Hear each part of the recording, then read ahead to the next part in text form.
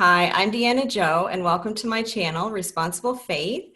Today I have a special guest with me, Ralph Brickley, and he has a blog called Divide the Word Blog, is it? Mm-hmm. Has the word blog in it? Yep, divide the word dot blog. .blog, okay.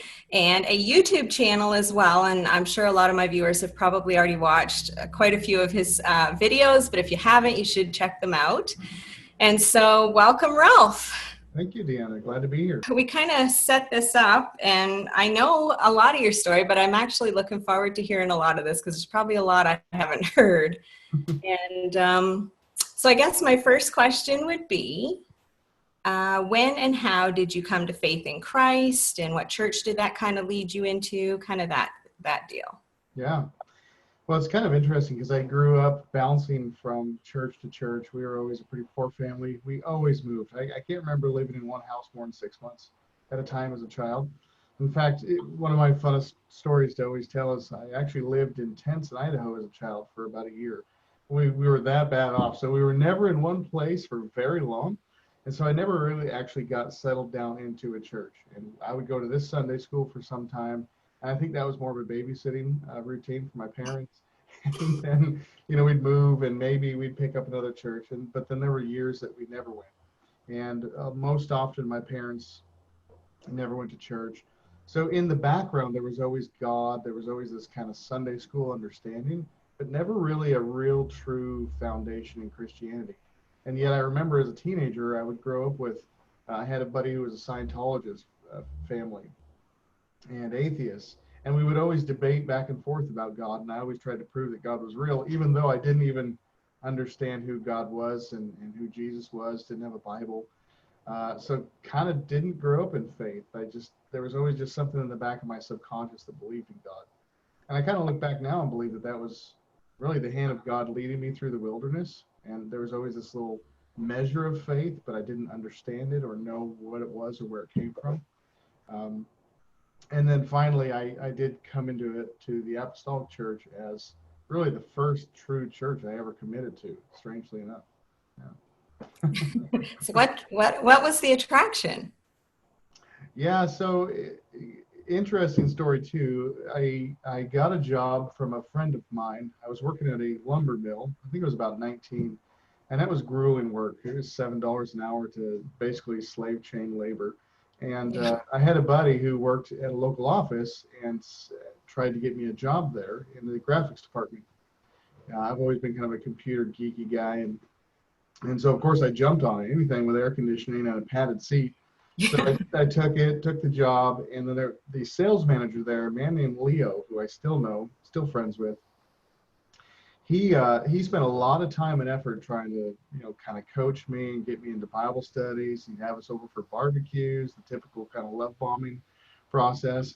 And of course, he always seemed like he had it all together. He had the nice Jeep, the beautiful wife, the kids, the success, the job, and there was always this kind of promise, Ralph, come to church. You want a good wife, you want a good job, you want the things I have, come to church. And it was always kind of this promise of prosperity. And of course, as a 20-year-old who had just worked slave labor at a lumber yard, I was pretty attracted to a good wife and a good job and all the promises they made. And it took a long time. I mean, I probably went to their house for a year and a half just for barbecues, dinners, hanging out before I actually committed to going to church one time. And the first time I went, I ran out. Like halfway through service, I got up and left. I was going to ask. I mean, that must have been quite a culture shock. It was a culture shock. Yeah, I mean, here I'm a 20-year-old guy. I'm used to just hanging out, doing whatever. And here's all these highly dressed people running in circles, jumping up and down. The typical very exuberant worship. They're grabbing me, trying to drag me to the front, put my arms up. And after that, I kind of tried to sneak my way out of the altar and then hit the back door, and I was out of there. But over time, it just kind of kept having the barbecues, having the dinners, finally moved into Bible studies. And in that time of my life, there were periods where I wondered why even live, why continue to wake up, life was just in this really dark mode. And then here was this seemingly silver platter that said, just come here and do what we do, and you can have everything you want. So that appeal was really prosperity for me.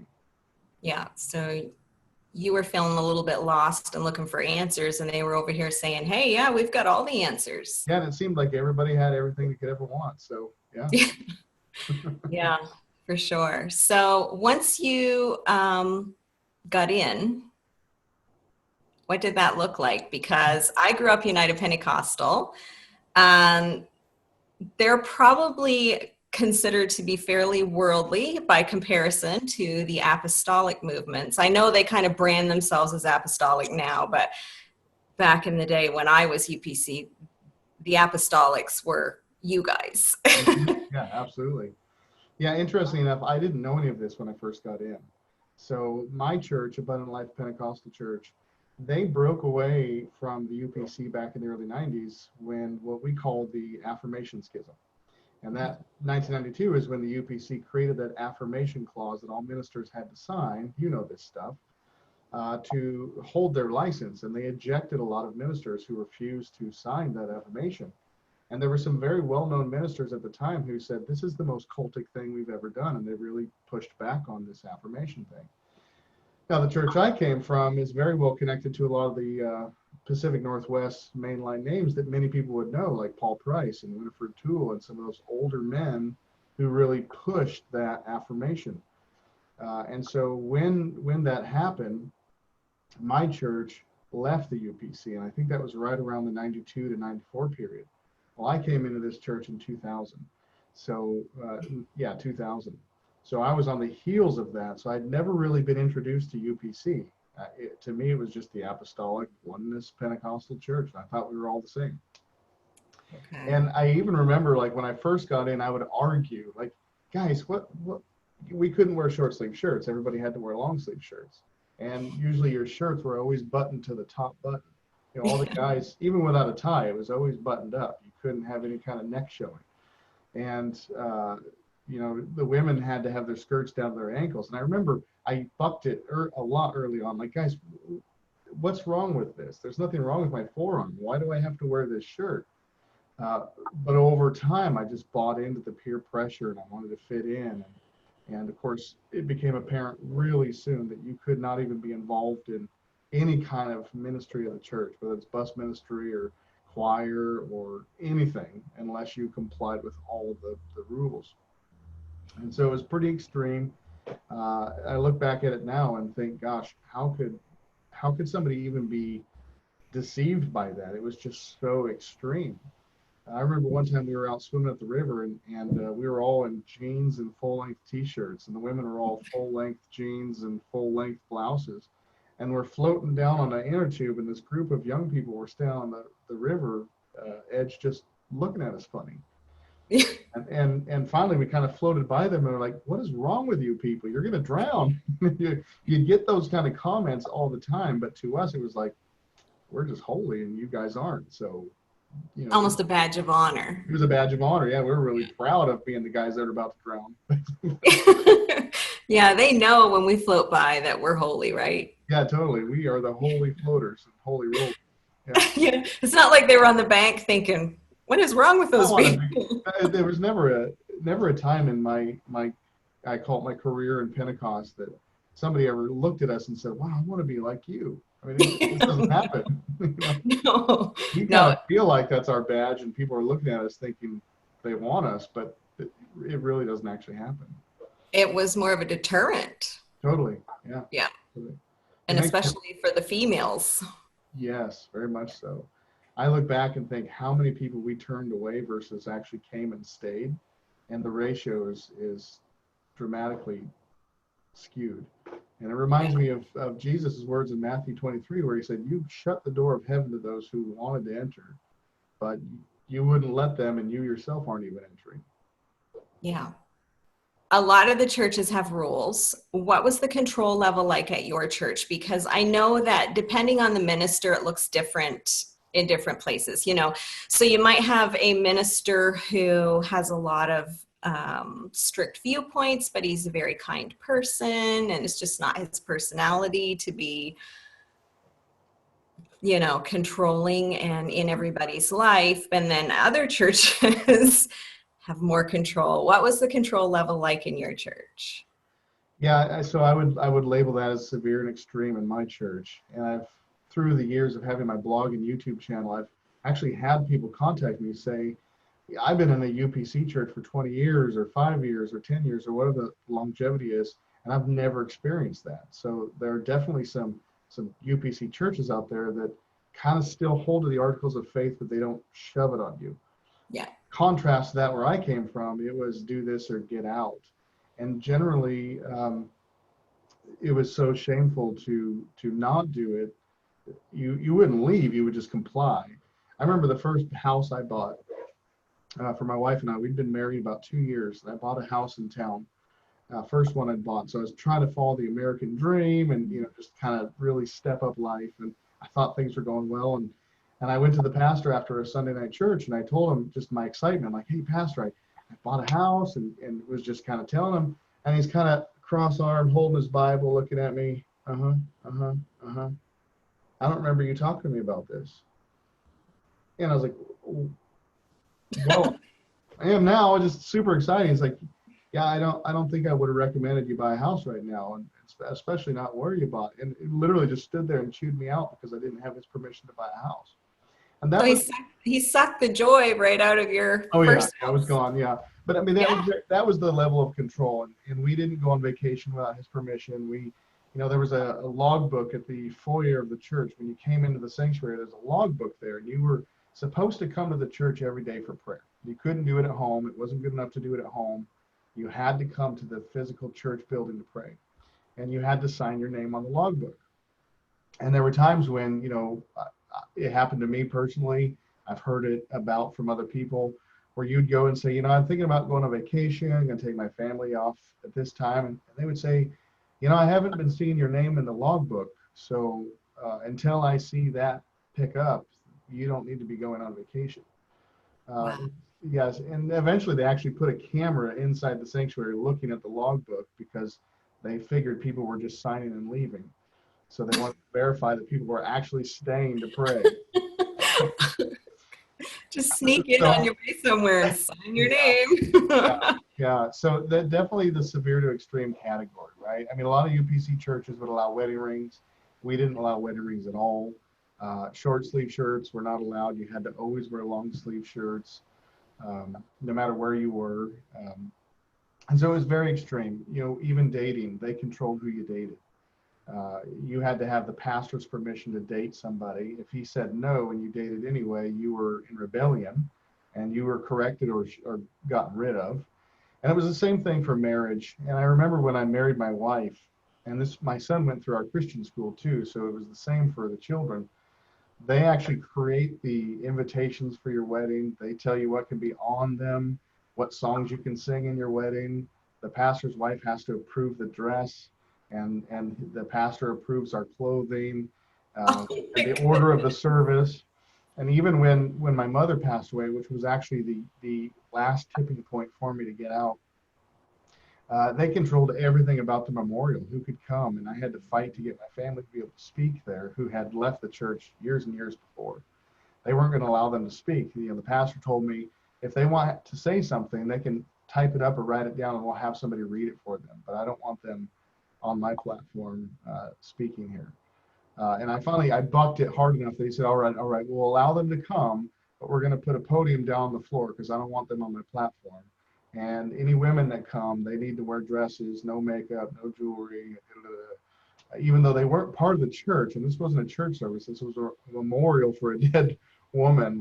They still controlled every aspect of even dress to come to the memorial. So I would definitely label it as a severe and extreme control from that aspect. So for the people who came to that memorial for your mom, who weren't Christian or who had left the church and were Christians who went elsewhere, that would be a great testimony, wouldn't it? Mm-hmm. Absolutely. Yeah, totally. Yeah.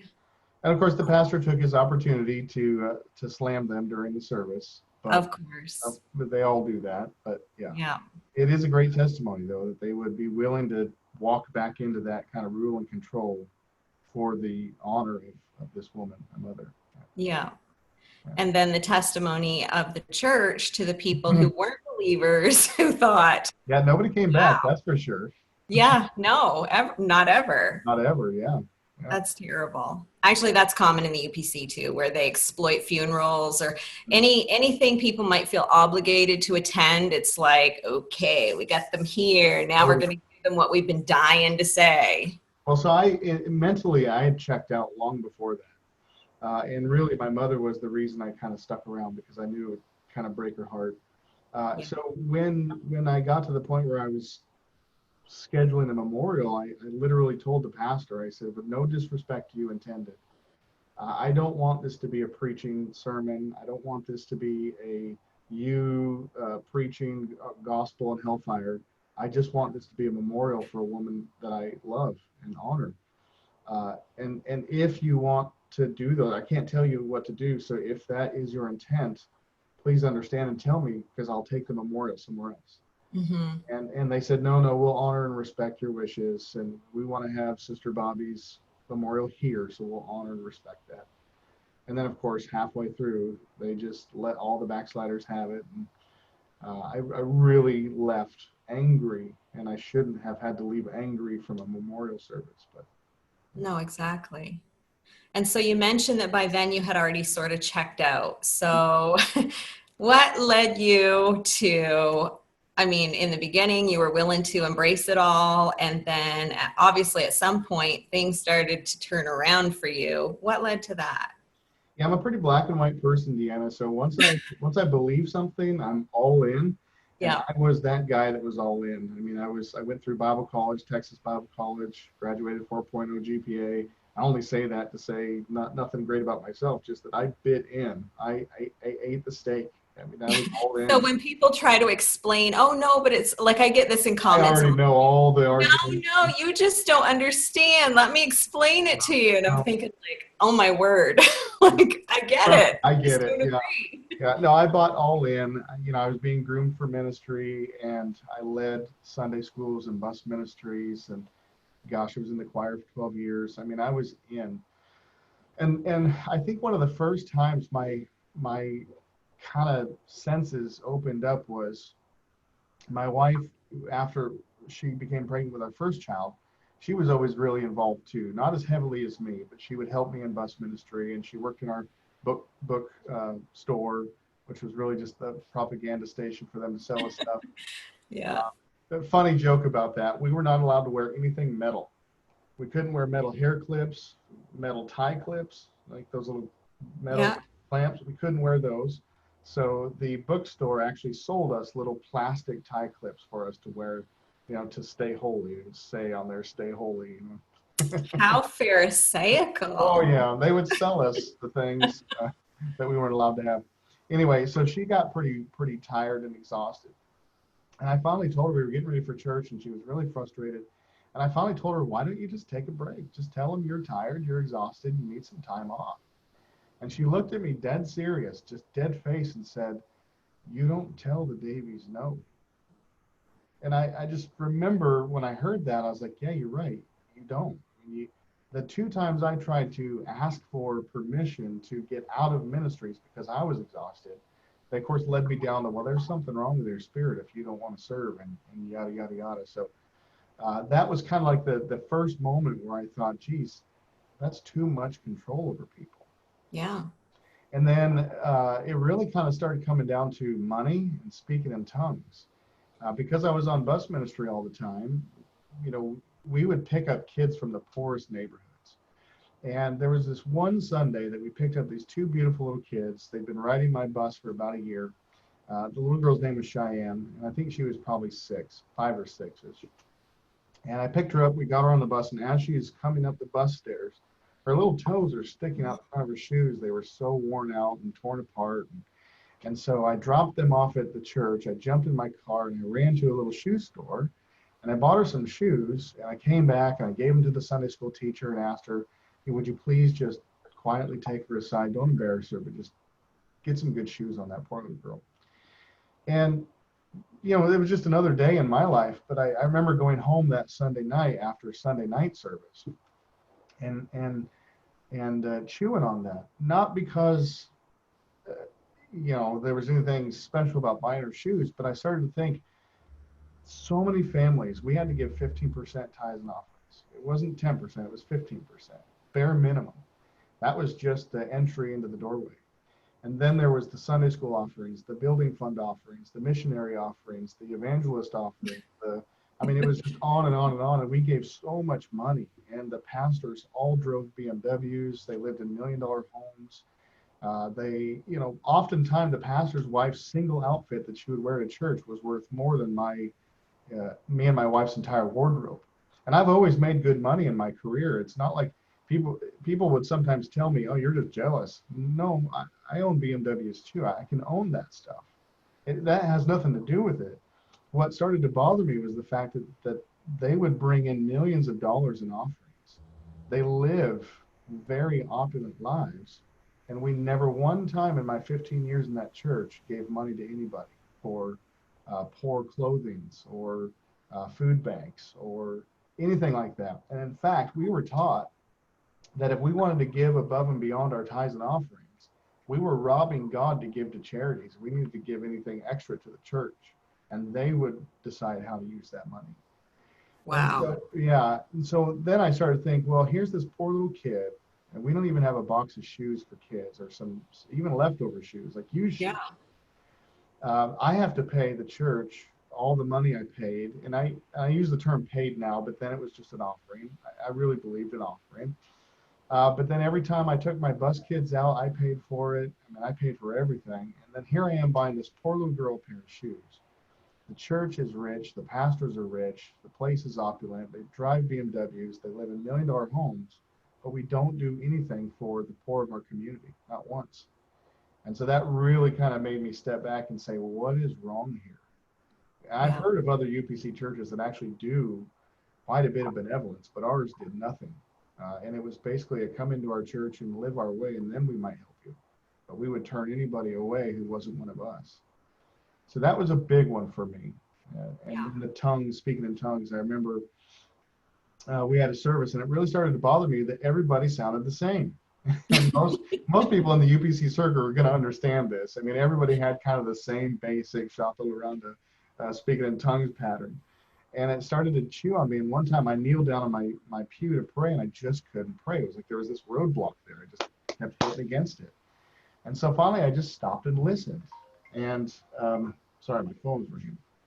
I stopped and listened, and I realized everybody says the same thing every single time, Sunday after Sunday, Thursday after Thursday. They're not speaking a language, they're just repeating the syllables. It was not to be sacrilegious, but everybody did that. Oh God, da da da da da da da da da da da da da da. Or the ta ta ta, or the t ta ta ta. Whatever your thing is, And so then I started to actually pray and say, God, would you show me if this is real or not? Because this doesn't feel like a language to me, and I've never studied linguistics, but I know how to speak, and we don't communicate with each other going, hey, how are you? We just don't do that. So right. That was kind of the big three things that caused me to start asking questions.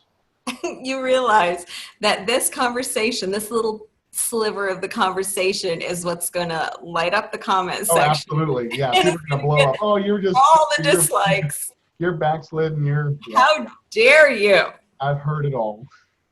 Yeah. Prayer meetings kind of made me wonder too as a kid, like people would just repeat the word Jesus over and over and over again, to the point where I would be a teenager thinking, okay, they sound like they're swearing. Yeah.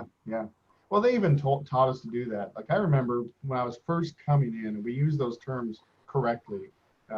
And this might light up your comments too, but every cultic organization has the same process, right? And you always use the same language around it when you came in and when you went out. Yeah. Now, normal churches don't have that. Very balanced churches, you come and go as you are and come and go as you please. You don't actually have this marked moment where you came in and when you left, because you can stop attending and they don't stop being your friend. And you don't have to attend to be their friend, but that's not the case in cultic organizations. And So yeah, the whole tongues thing was a big one for me, and I lost my train of thought there. So When you start talking about the tongues and you start thinking about how upset everyone's going to get, you just lose your train of thought. you do, yeah. Okay, so you reach a point where you're questioning things enough to consider leaving. That's a scary process. Yeah, very scary in the sense that, and I think it is like this in a lot of UPC churches, but your breakaway independence, I think it's worse. Everybody's probably familiar with Tony Spell now, because of all that stuff that went on. That's Mr. Anti-TV that can't help but get himself on TV. Get him on TV, Yes. absolutely, yeah. That's the kind of church I left. I mean, they're the same kind of people. In fact, if you go to the Worldwide Pentecostal Fellowship's website, which is what he's a part of, the organization, WPF, they broke away from UPC during that same affirmation schism and started their own thing. A lot of names in there are the people we hung out with, the Godairs and yada yada. So in our independent breakaway type churches, leaving is a really scary thing because your entire social world is that church. Yes. I worked for my employer for 12 years, was the son of the right-hand man of the church. I met my wife in the church. We married by the pastor's permission in the church. All my friends were in the church. And I remember when I did finally leave, my best friend for 15 years sent me a text saying, "Don't go sideways, Brickley. I don't want to lose another friend." And I just remember knowing that obviously that was going to happen, but I wrote back in the text and said, "Well, why do you have to lose another friend? We've been friends for 15 years. We can still be friends." And he tried to stay in contact for a couple months, to his credit. And then one time he told me, "Brickley, you don't understand the grief I get by staying your friend." I can imagine. Yeah, totally. Yeah. I mean, how can you stay associated with that backslider? Right. You kind of get internally shunned for staying connected with somebody who's left. So everything about my world was in that tiny little 1145 Wallace Road bubble. That was my world. And so to consider leaving, could I lose my wife? Am I going to lose my job? I'm going to lose all my friends. I spent 15 years pushing away my family and all my previous associations, so I'm going to be left as an island with nothing. And that was very, very scary. And people will often say, "Oh, well, you just didn't like the rules, or you didn't like this, and so you took the easy way out." Oh my goodness. For anyone who's ever been through it, there's nothing easy about it. Yeah, no. Yeah, I remember, I think I'd been out for about 3 months, and it was before I started blogging in my YouTube channel. And it was actually kind of one of the moments that said, you know what, I'm just going to do it, because I considered it, but I didn't want to be that guy that was just attacking what he left. It's that bitter backslider. I didn't want to do it, but I was meeting with a client of mine, professional painting company. We were meeting at a house, and I've always been in the security industry, so I was there to advise on some security measures for his home. And it just so happened that he was renting that house from the pastor of the church I used to attend. And so we're standing there in the driveway talking, and the pastor drives up in his white pickup truck and stops right in front of the house. And I waved at him, just being polite, completely ignored me, looked at the man I was standing next to, had about a 30-second conversation, turned his head, drove off, and I said, "We'll see you later," and he completely ignored me and just kept on going. And the guy I was with, Parker, he looks at me and he goes, "Ralph, that was weird. What was that about?" Like, he picked up on what happened. Yeah. I said, well, I decided to stop going to his church. And I said, wow, but that's that spirit of Christ being displayed, right? That's the love of God on display right there. Yeah. So of course, there's going to be people who listen to this who say, well, that was just his experience. Mm-hmm. My church isn't like that. We would never do that. Well, I said the same thing. Yeah. And to that, I always say, have you ever left your church before? Right. Because if you haven't, you really don't know what your church is like. Exactly. It's kind of like the whole dress standard thing. A lot of people say, well, I choose to do this. It's my personal conviction. And I roll my eyes the same way, because if it was a personal conviction, you would have come up with it on your own. Right. Somebody wouldn't have taught it to you and told you to do it. And then I always ask the question, for us, you couldn't wear short sleeve shirts. So I'll tell them, well, show up to Sunday morning in a short sleeve shirt, see what happens. You're going to find out really quick whether it's a personal conviction or not. Yeah. Exactly. Yeah, you're right there. So your exit was bumpy. Very, very bumpy. Uh, People were probably pretty excited about your blog and YouTube channel, I'm sure. Mhm. A lot of attention, yeah. I think it was funny. There was a young man who left probably about a year after me, and he has gone way atheist. He's like that pendulum swing type, and still kind of a good guy, but he's always been a little socially awkward and different. And I remember, we got together a few times after he left, just kind of as the whole Backslider Club, and say that jokingly, but just kind of get together for a drink and ask him how he's doing and how's life, and just to see how he's doing through the exit process. And he told me he did the whole meeting with the pastor thing to tell him he was leaving. And I've never understood why people do that, but he just felt compelled to do it. So he took his wife and sat down with the pastor and told him, this is what I'm thinking. I don't believe this anymore. I think, speaking in tongues is bogus, and this is why I'm doing what I'm doing. And he, according to him, Pastor Davies looked at him and said, "You've been reading Ralph's blog, haven't you?" If they actually sat down and read my blog, they would realize that I'm not promoting atheism, and an atheist wouldn't be comfortable on my blog. So it was kind of just a sarcastic, off the hip comment. They thought I was corrupting everybody, and Yes. Now, on the flip side of that, I'm sure you've heard from a lot of people who appreciate your blog. Like, you and I are not the only two people who have left these strict churches and maintained faith in Christ. Right. Yeah, it was actually, the reason I started writing was I started to realize that I certainly am not alone. And I was very alone for a long time. My wife chose to stay in the church we left. And so even in my home, I was my own little silo. I was alone.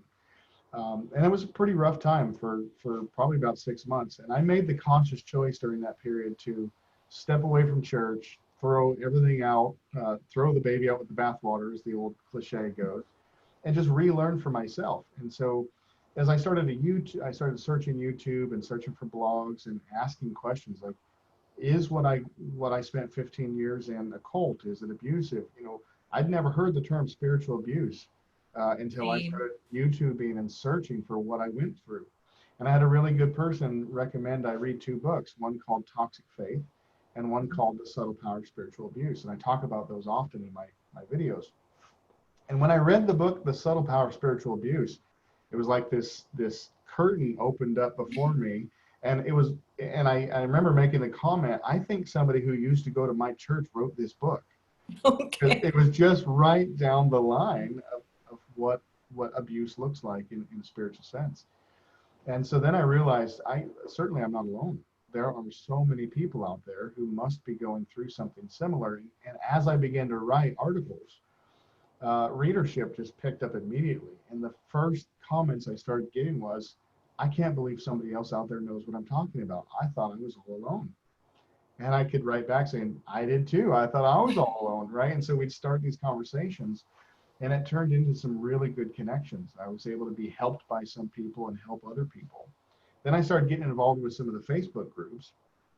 And from there, I started getting a ton of requests. I really wish you would make a video about this and tell your story and et cetera, et cetera. So I chose to create the YouTube channel. And it definitely created some waves in my home, and I would try to make sure that I recorded videos on Sundays or Thursdays when my family was at church and I wasn't there recording that stuff while they could stand at the door and listen.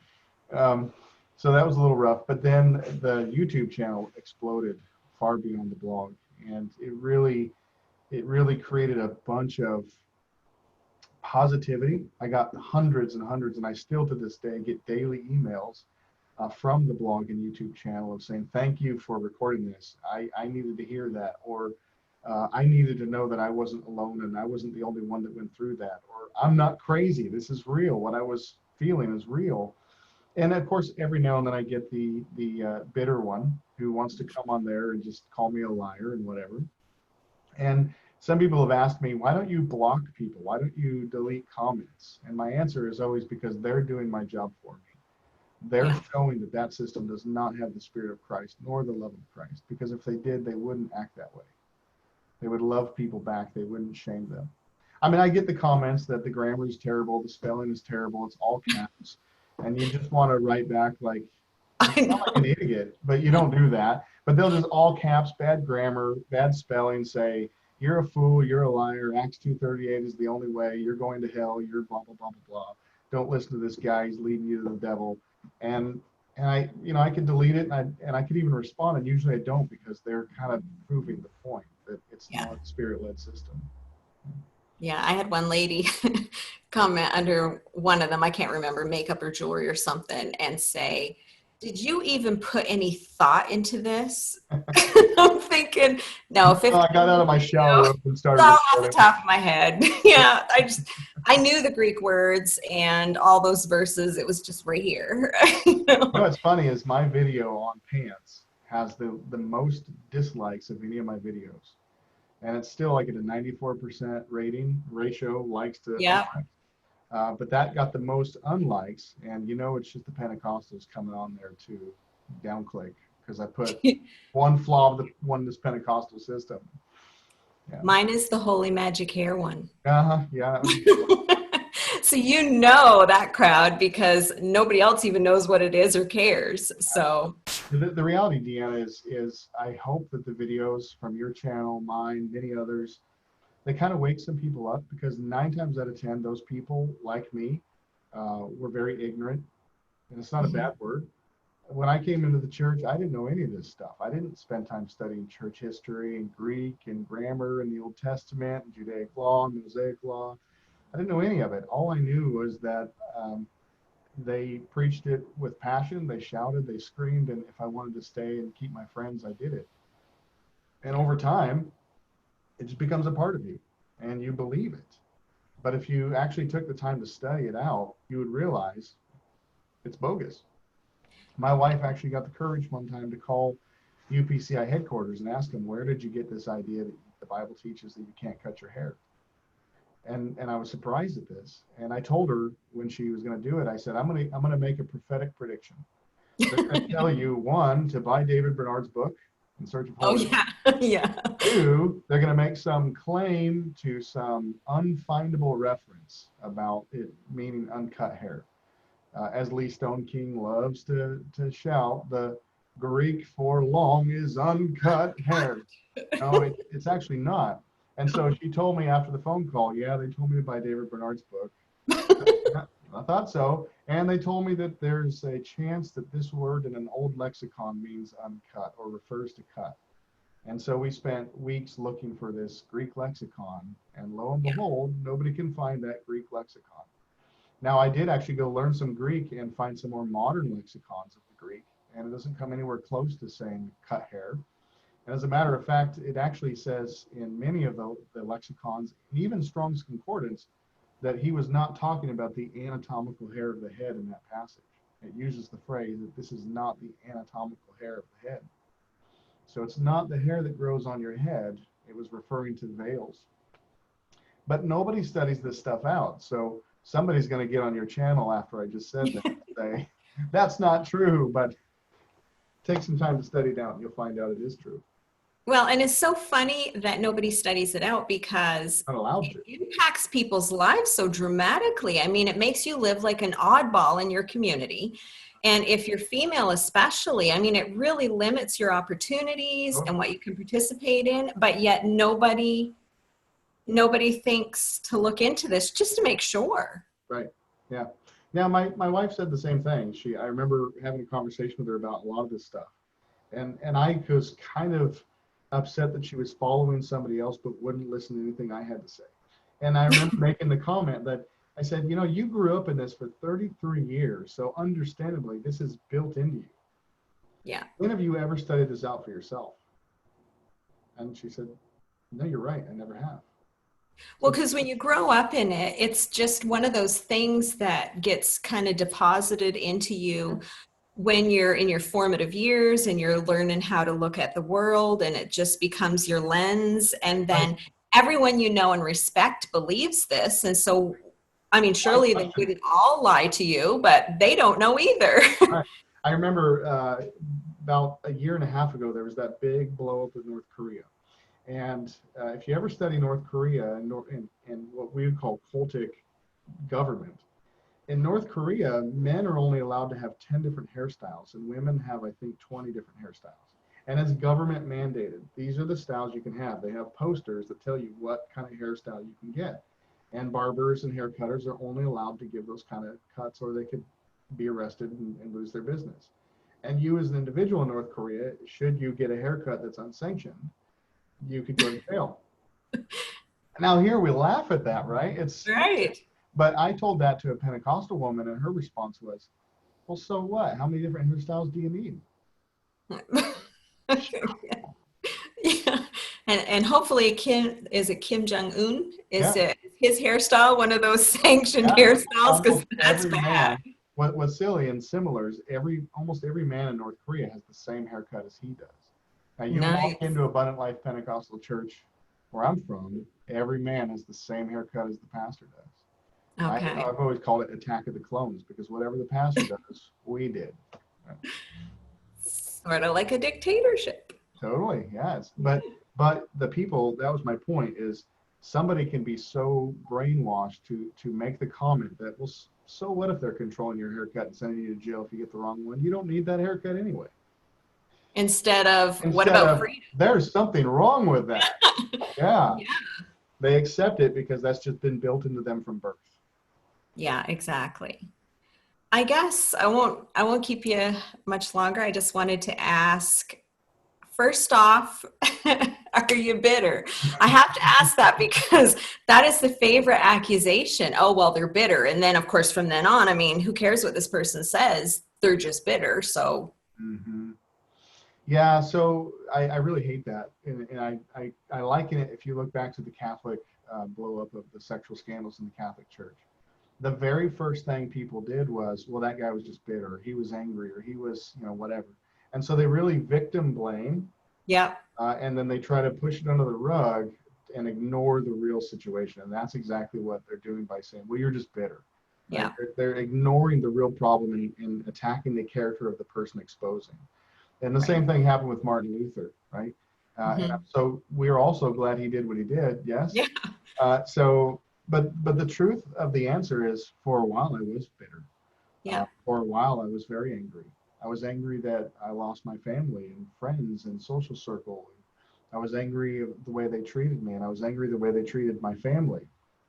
And there's many things that have happened since that have caused me to be angry. And my son was still in the church I left.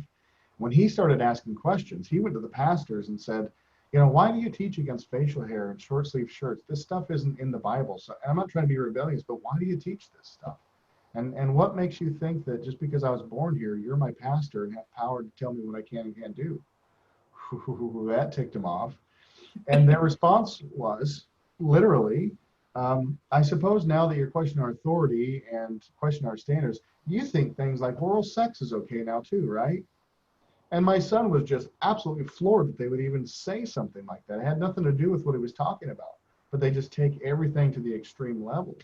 And so when things like that happened in my own family, I would get very angry and say, why would they do things like that? So bitterness that I lost a lot of years was definitely something that came up in me, and anger that they were robbing people, not only of money, but of freedom and individuality and their own ability to make life choices.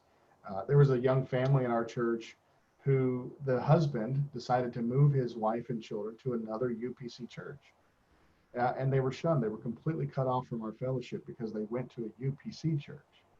Still oneness, still Acts 2:38, Jesus' name baptism. She still wears skirts, doesn't cut her hair. But because they went to a UPC church and didn't have the pastor's permission, they were shunned. And that kind of stuff would make me angry. But the thing about bitterness is I'm not bitter at the church. It doesn't poison me and ruin my life. I've gotten past that.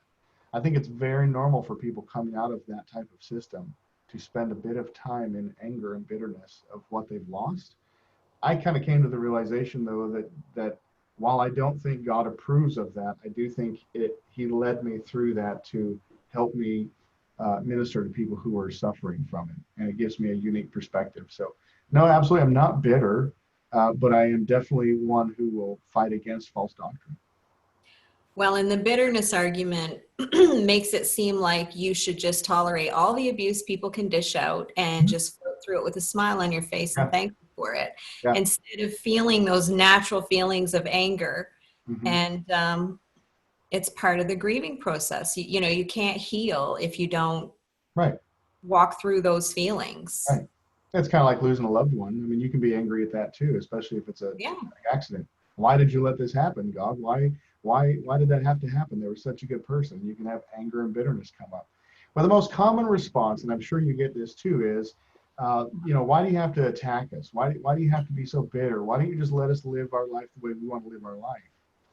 And then my response is always, well, that's a very good point. Why don't you let me live my life the way I live my life? Why are you on here attacking me for it? Right? It's a very double standard, hypocritical point that they tend to make, that they want to control you. They want to tell you how to dress, how to live, how to walk your life. And as soon as you start talking about how that's not how we're supposed to be in the kingdom of God, you're the bitter one, but they're the one who will be mad at you if you choose not to be one of them. So everybody has a layer of bitterness and anger, but it's pretty hypocritical when they say those things. Yeah, I agree. So I guess my final question would be, I usually ask this because people who are exiting these groups just aren't really sure where they're going to land.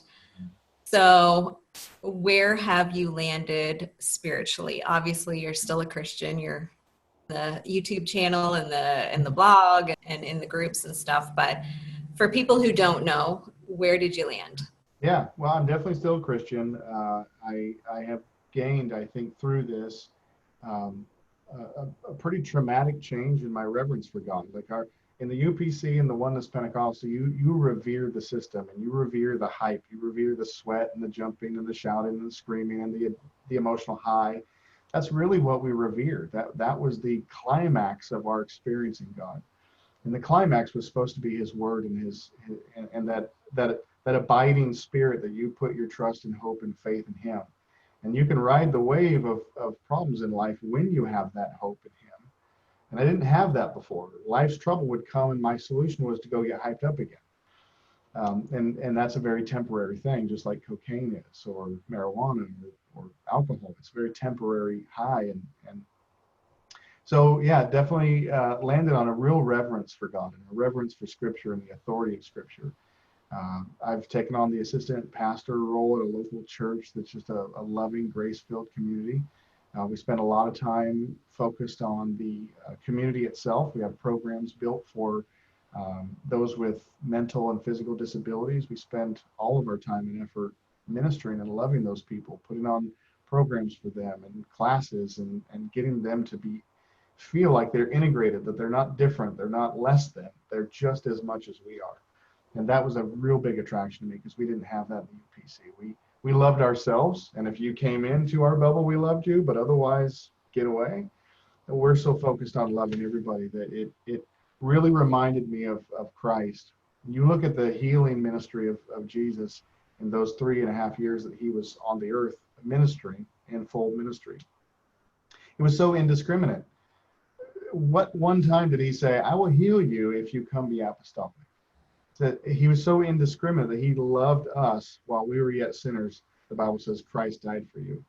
So I would say to anybody in this transition or in this moment of uncertainty and confusion, Christ died for you while you were a sinner, and you're going to be a sinner until you die and rise to glory. So every mistake you make, you obviously don't want to keep making them, but God is still holding you in His arms and in His bosom. He hasn't left you. He said, I will never leave you nor forsake you. And that's something that we never got. We didn't get that message of grace before. And I love the message of grace, and I would hope to give that to anybody in this struggle of deconstructing and then reconstructing their faith. Okay, and final point. You mentioned about losing your community. Have you found community again? Because there are people right now who are in that process where they're getting ready to lose their community and they're afraid. What is that going to look like? Yeah, it's terrifying. Who wants to start from scratch as an adult? Yeah, well, nobody does. And that's why most people stay. It's the fear factor. It's the fear of everything you're going to lose. I remember counseling with a Christian man. I was on the verge of leaving, and I was trying to find people to talk to about it.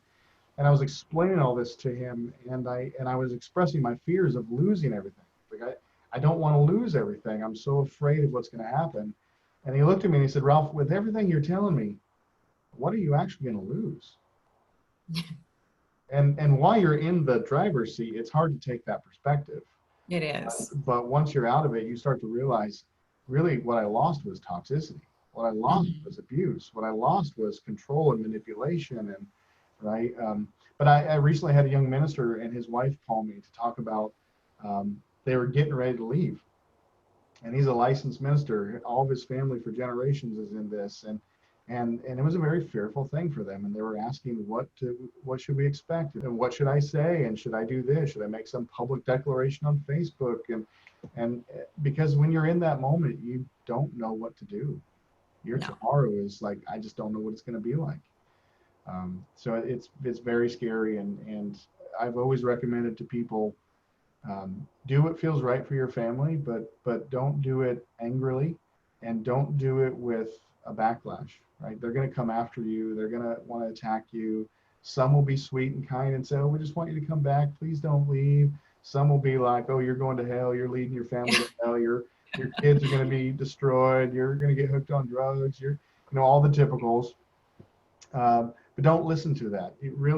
I took the stance that I separated myself from church. I didn't go to church for like 2 years. And I'm not recommending that for everybody. Some people don't ever go back. And I don't think you need to go to church to have faith, because church is you and me. The church isn't a building. The building is actually what's destroyed Christianity. I think so too. Absolutely. But for those in that driver's seat, it is such a scary thing. I would just say, take time for yourself. Self-care is so important. Don't feel like you have to go back to church right away. Don't feel like you've got to find a building to be in, or you've got to sit under a pastor, or you've got to have that right now. Right now, what you actually need is to fix yourself and then fixate yourself on Christ. And there is community afterwards. Totally. There's a lot of community. What really helped me was like a couple Facebook groups. It's the I used to be UPC is kind of, I'll say this publicly, even though I'm an admin, it's kind of gone downhill from where it was when I started in that group. There's several others, but that type of community is safe, I think, because so many of those people have gone through what you went through. You can actually express what your feelings were, your experience was, and they're going to say, oh my gosh, my pastor did that too, and I'm sorry you had to go through that. I know what you're feeling, versus you try to talk to somebody who's never been through this. And I've experienced this on my YouTube channel. I tell my story and they're like, I don't have a point of reference to even understand what you're talking about. That is just so out there and bizarre and outlandish. I don't get it. I don't know how to understand what you're feeling. It's kind of like a man trying to tell a woman how to go through pregnancy. I don't know what you're going through. I'm not giving you that advice. But there's definitely a lot of community. And for those in that circumstance, you do need to plug in with somebody. And I've always made 3 recommendations, which will probably stir up your comment stream again. First recommendation is connect with secular people. Yeah. Connect with people outside of religion, because you need to have some type of watermark where they're not judging you based on your faith. And then connect with people of faith. And if you feel comfortable and balanced, connect with a church, but that should always kind of be the last step. You really need to fix yourself first. Yeah. And if your trauma level from church attendance is too high, find a home group or a Bible study group to just be fellowship. Totally. There's a great book called Post-Traumatic Church Syndrome. Post-Traumatic Church Syndrome.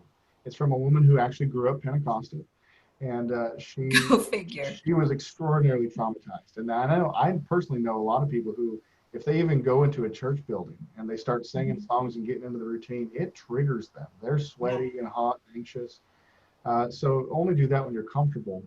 But read that book, Post-Traumatic Church Syndrome. She spent half a year going to 30 different like atheist groups, Hindu groups, Buddhist groups, Christian groups. She went to all these different groups to try to help get past that anxiety. And instead of going to the big church thing, she went to individual groups and found community that way. And it really helped her a lot. That's interesting. Yeah. I'm going to have to check that book out. Oh, it's a good read. It's funny. She's very humorous throughout all. There's a lot of tears, but she's humorous as well. Well, thanks for coming on, Ralph. I appreciate you sharing your story, and would recommend his channel and his blog. I'm going to put the link in the comment section. And so if you enjoyed this video, you can hit like and subscribe and hit the notification bell, and YouTube will let you know when I post another one. And again, Ralph, thanks so much for coming on and being willing to share. Absolutely, Deanna. Thanks for having me. Appreciate it. It was fun.